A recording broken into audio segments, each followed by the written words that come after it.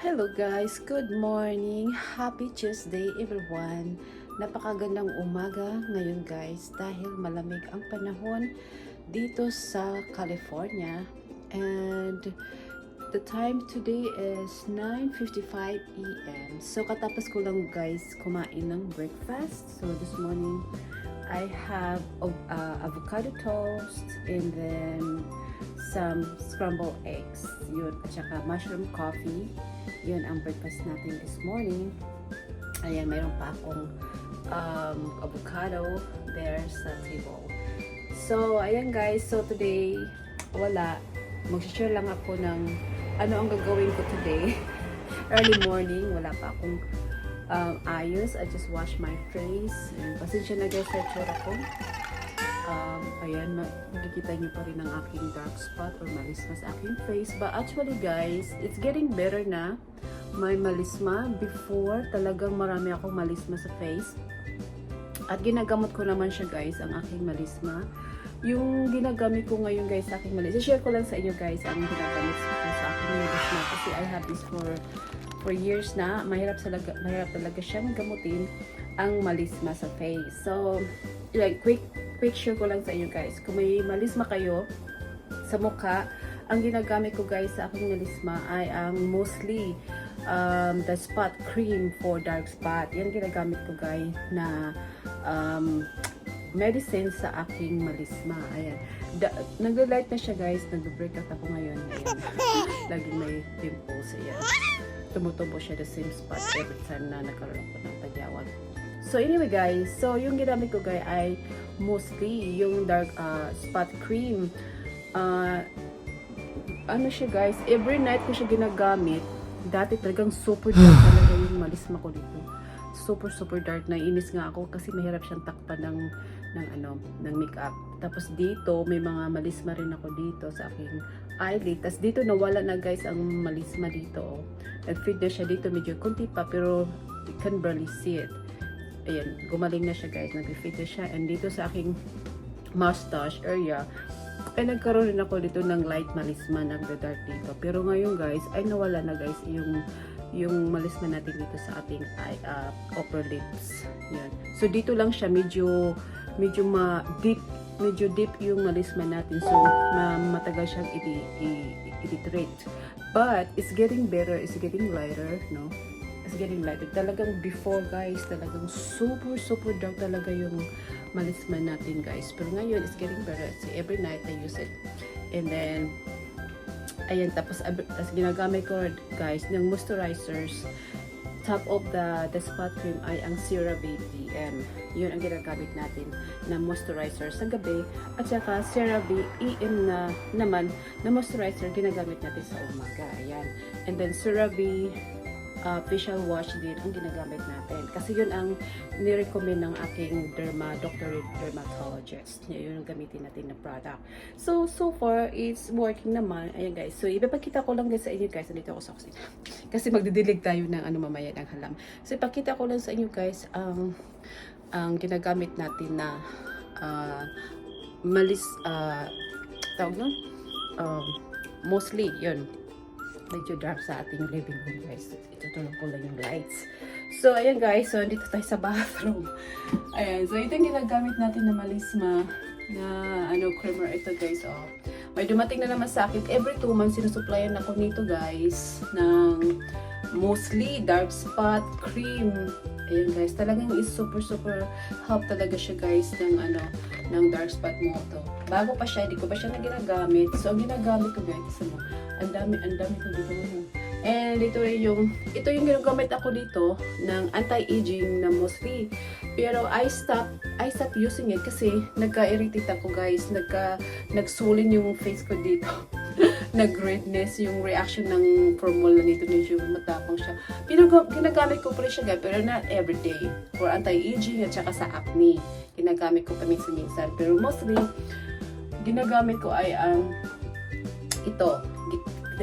Mayroon pa ako dito natira. So, tinapos ko man to ang the spot cream with Hydroquin. 12% Hydroquin ang laman nito guys, may prescription, nakapangalan sa akin. So, ako lang nagamit nito guys.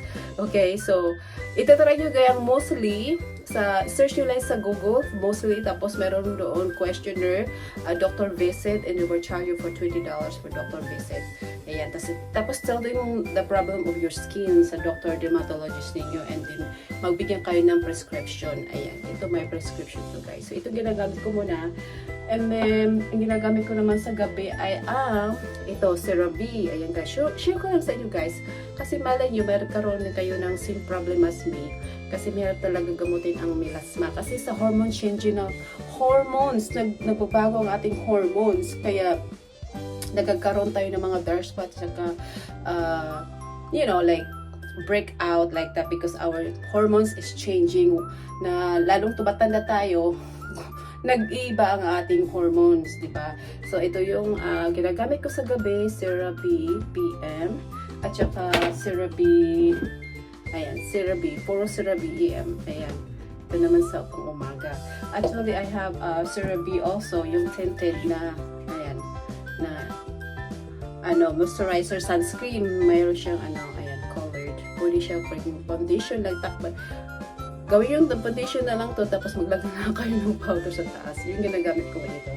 Ayan siya guys. So, yan ang ating gamit sa ating melasma. Wala guys. Share ko lang sa inyo guys. Ang ating mga ginagamit sa ating mukha para mawala yung ang dami ko na itong na-order. Every 2 months you guys, musupplyan ako dito ng dark spot. The spot cream from Mostly. Ayan. Maganda naman siya. It really helps to lighten my melasma and I'm very happy with the results. Ayan guys. So, balik na tayo guys. Balik na tayo guys sa labas kasi magdidilig ako ng mga halaman natin. Yung mga tomato ko guys. Ayan. Mga tomato ko guys, ay nag-grow na siya guys. Yung tomato na tinanim natin.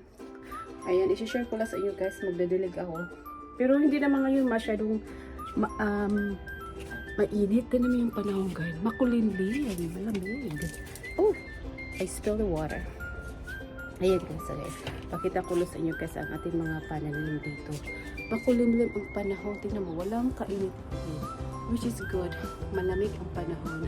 Ayan guys, kasi mamaya mag-exercise ako mamaya. I work out every day guys. Ayan. Nagkakamasid na nga tayo. Woo! Lifting some weights. Ayan guys, magdidig tayo. Ito yung mga pananim natin. Ayan, didiligan natin guys. Ating mga pananim. Alright guys, so ito yung mga pananim natin na kamatis. Ayan, ganamunga na siya. Ayan, nakaharvest na nga kami dito ng marami. Tsaka ikit yung mga sili natin. Ayan, nakaharvest na kami dito ng mga sili natin. At tinahalo namin sa mga, sa eggs. O kaya, kinilaw, ganon. Ayan, kinilaw na shrimp. Ito yung bago natin tinanom na kamatis na binigay lang sa atin sa Bible study namin. Ayan, lumaki na siya guys. Ayan, lumaki na. Ito magkasama ko lang siya tinanim, pero ito hindi lumaki masyado. Ito ang lumaki, bigla. So, diligan natin kasi medyo dry na siya today. Ayan. Yung mga kamatis lang diligan natin. Ayan. Meron pa ako dito kamatis. Tingnan mo guys, ito namunga na rin siya ang aking bell pepper. Ayan, may mga cactus ako dito. Ayan, more bell pepper here. Ayan, this one is spicy. Ayan, dami na siyang bunga Ayan, dami bunga. At saka guys, yung natin, yung pineapple natin ay finally, ay namunga na siya. Meron na siyang fruits. Ayan. 2 years namin itong tinanim. Ngayon lang siya ulit nagkabunga. Matagal talaga tumubo yung pineapple. Pero super malaki siya. Binili ito namin sa grocery store. Ayan, lumaki na siya after 2 years. Ano yata to? Mexican pineapple. Sobrang laki. Ayan. So finally, meron na siyang nagkabunga na siya. Ayan. Ito, yung cherry tomato namin. Ayan. Ayan siya guys. Ayan, diba? Ang dami naming ang dami naming hot chili pepper namin. Ayan, kuha pa tayo ng tubig guys at tapusin na natin ang ating pagdidilig sa ating mga pananim dito na kamatis. Ayan guys. Thank you everyone for watching. Sana nag-enjoy kayo sa ating video. And don't forget to like and subscribe. Thank you guys. Thanks watching. Sige, sister.